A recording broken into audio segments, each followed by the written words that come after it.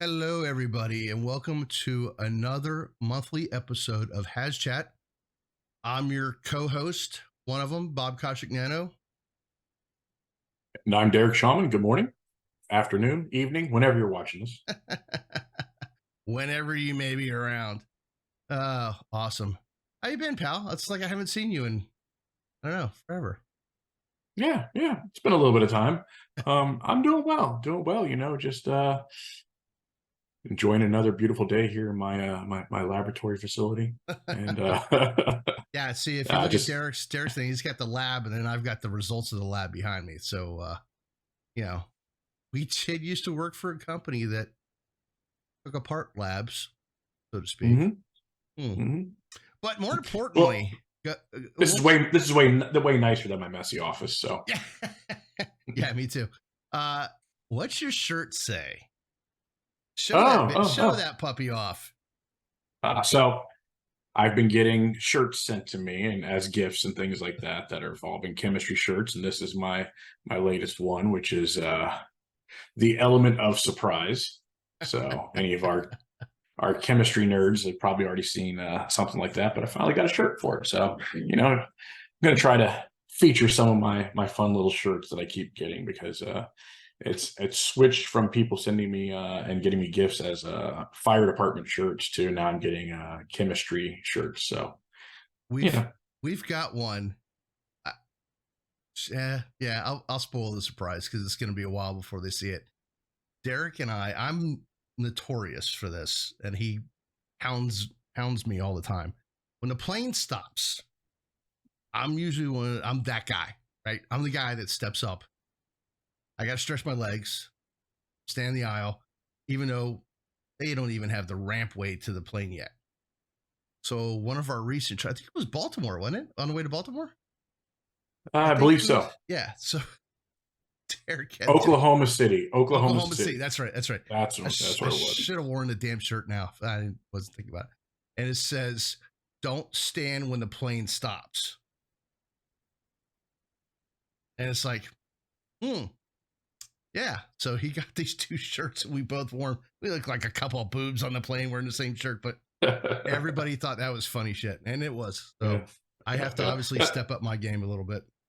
It made the flight attendants laugh, and Oh, they they were wanted to taking take pictures pictures with us. We taking felt like pictures rock with us. stars. Yeah, we were like rock stars. And there's actually just I think recently here I saw a news article. 23 people were having a very close connecting flight coming into Fort Lauderdale, uh, and they actually ended up when they made the announcement to let those 23 people get off first.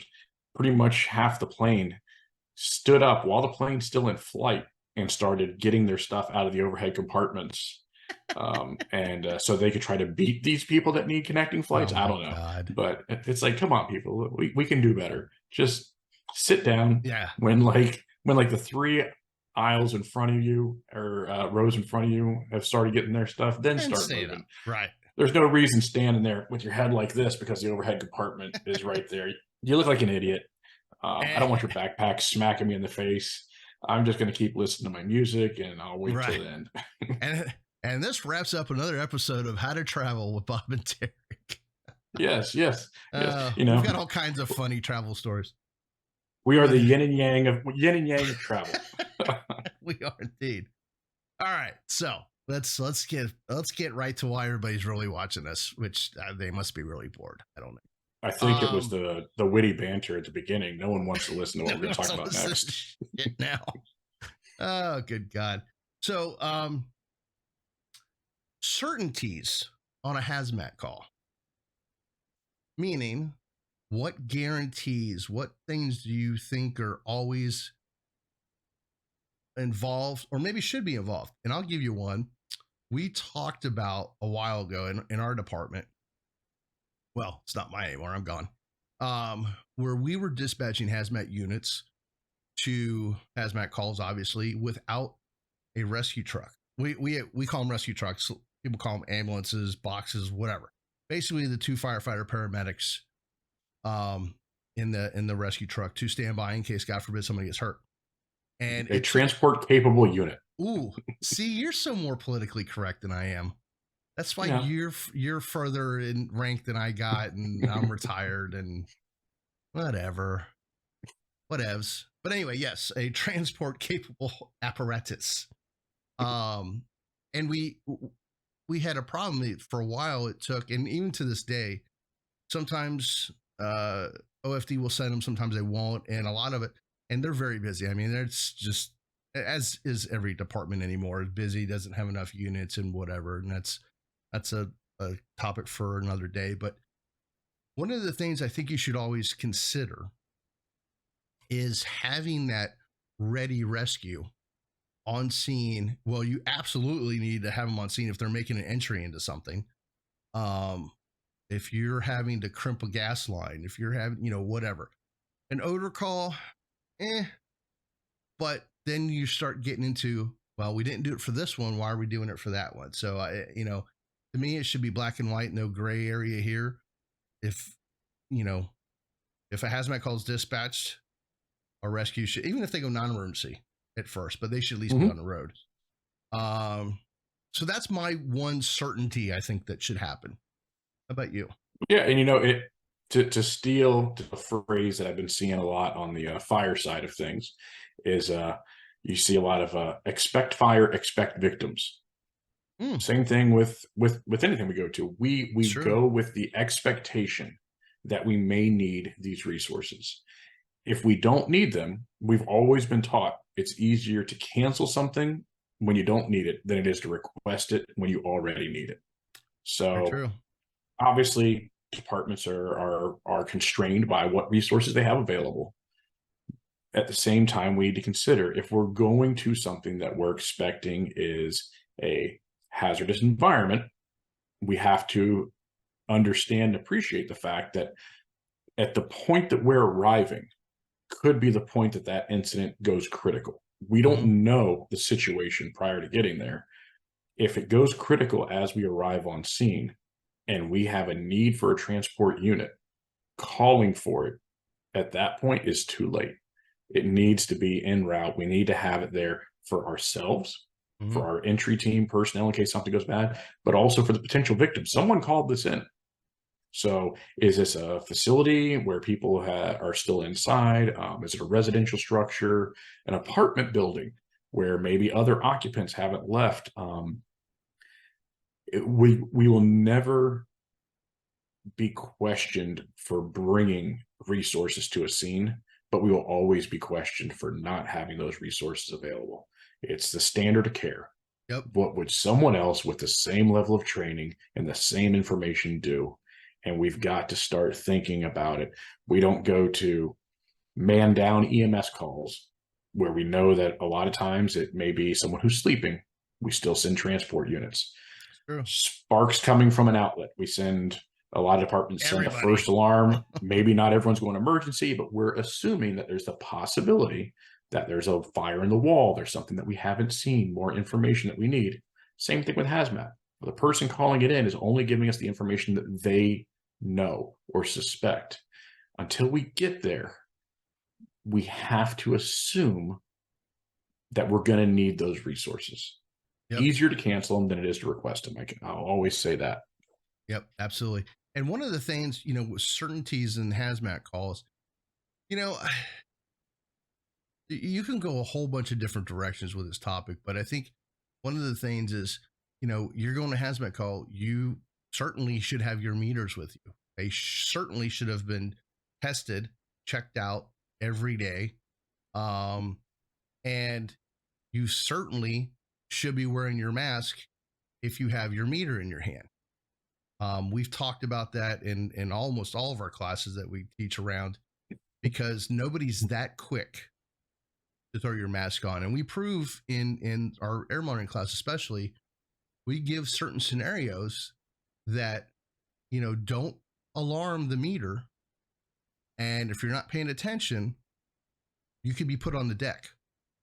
It's pretty simple. So, Derek uses the analogy when we teach this class, well, you're not going to go to a house fire with no bunker gear, no hose, and walk up and go, oh, there is a fire. Let me go back and put everything on and then pull the hose.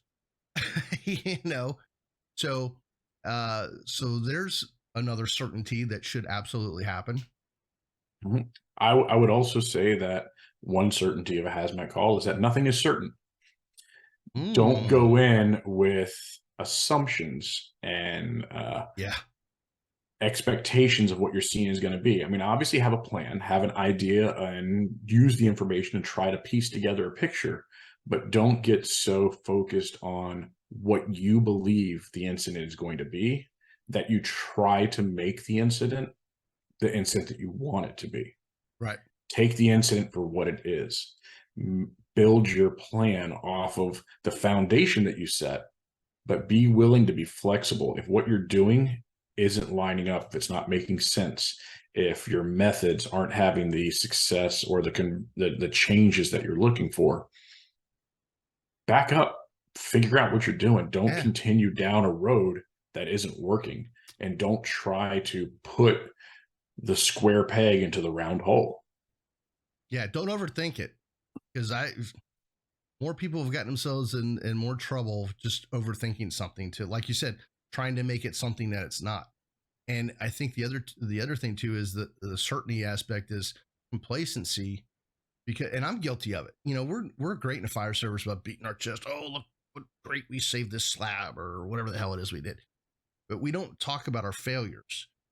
And a Mhm. failure of mine, and I freely admit it, and I talk about it all the time, was as the company officer for Engine 101, which is our hazmat engine. At the time, we went to a mechanical alarm at a place that we always went to, one of the bars downtown, and because a smoke machine set off the alarm. I don't know how many times we did it.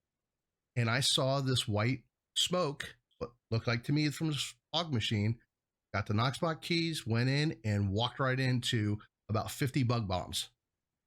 My nose started tingling, my lips and tongue started tingling. I went, oh shit, because I was complacent. So, Mhm. a certainty that we don't need to have is certainly don't be complacent. Yep.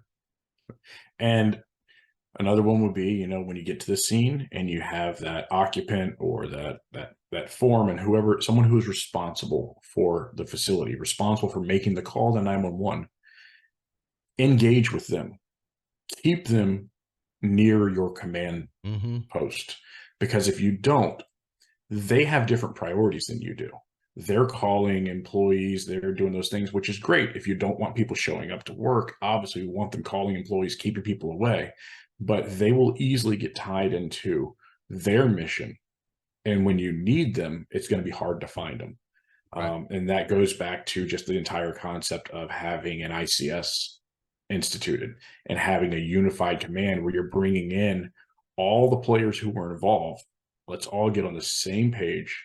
So I have law enforcement who understands what's going on. I've got my facility personnel, whoever's in charge of that. So we're all working together, because it's guaranteed a certainty that if you don't get those people on the same page, they're going to do what they think is right Mm-hmm. based off of their mission.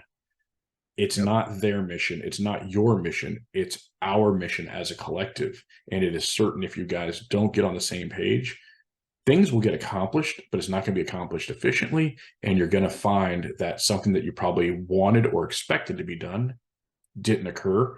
And there's no one to blame other than whoever was in charge, not bringing everyone together under one umbrella. Yes, and that brings up a good point. So one of the certainties I think is setting, as you mentioned, that the building blocks for that command structure. Let's start off with whoever the incident commander is going, and then you need to have your hazmat resource, i.e., the hazmat team, and then their individual breakdown of team members. But you're basically having that little mini ICS, and it doesn't have to be like some big blown out, whatever, but just a simple gas call. There are certain things that you have to have. I need an engine company with hose. And as we mentioned in a previous episode, fog line equals hazmat, not straight tip, fellas, boys and girls. We don't do that. Fog line is for hazmat calls. I need to have hazmat technicians on the scene. I need to have a ready rescue transport capable unit there for my people, not for somebody else, but for my people, and so on. So you can keep building it out, but it can start off small and grow or shrink depending on the size of the incident. It doesn't have to be Mhm. rocket science. Don't and we've said this in so many episodes, don't overthink the damn problem. You're making it a problem. Hmm. So my the assistant chief that I work under, he had a very good bit of advice for me when I first got promoted to district chief, and he said, you know, there's two different schools of thought, and he goes, in the school of thought that I want you to be in is, I'm going to take something big and find out, how do I take this big thing and narrow it down, narrow the focus down to making this incident smaller, more manageable. Yeah. He said you have some people who can take a small incident and turn it into a big incident unnecessarily. So Oh yeah. think about what you have. What is my mission? What is my goal? How do I achieve that? And how do I maintain those spans of control? Do I need to build out and continue to expand my ICS? Or do I need to define our mission and maybe work within a smaller ICS, smaller tasks? And that's where the span of control really comes in, because the person who's doing this most likely is going to start losing control. Yep. Where if I Without a can doubt. come from something big and bring it down, what I'm doing, that could either be from just looking at it and going, hey, this isn't as bad as it is, or that's going to be from, okay, this is yours, this is yours, this is yours, this is yours. And now we have 2, 3, 4 small problems versus trying to deal with all those problems under one roof. Right. So it's all about, you know, like I said, don't try to fit it into the package that you have. And that's one of the things that we talk about, tactics, and we talk about incident action plans and those things. Those are all great tools. Right. Don't get stuck by what the piece of paper says. Yep. Your incident is a real world event. And Absolutely. those things are tools to help you have the ability to run that incident, but they're not going to have every answer. You need to rely on the resources that you have, the experiences that you have, and make the incident flow the way that is going to be logical for what's presented, not for what you have in your mind going there. And the other thing you need to do too is you need to think about the outside resources. You know, a lot of people get focused in, and we were just as guilty of it. But there's resources that are available to you just from another department, or maybe it's not even a fire service resource. You know, so start thinking about some of those things. But you know, as far as certainties, like Derek just laid out the ICS thing, um, those are great starting points. And I'll take it even a step further. Start with your first arriving units. If you get your first arriving units to understand certain focuses of their job, and that's one of the classes we also teach in the ops review, is that they set the building blocks for what will hopefully be a successful outcome. And by doing so, they do a certain fine task to get to the end goal. And you have to train them. And if you are a HazMat team and you're not training your first alarm units, you know, you're opening yourself to a certain drastic turn of events, quite possibly. Oh, absolutely. And again, we always talk about our first priority is always life safety. Right. Isolation, evacuation, then we handle the problem. And that's what that first unit is going to be critical at. We see these incidents, they're in the news all the time, these natural gas leaks that end up with buildings and residential areas, whether it be a single family or multifamily, that have ended with a catastrophic event. Right.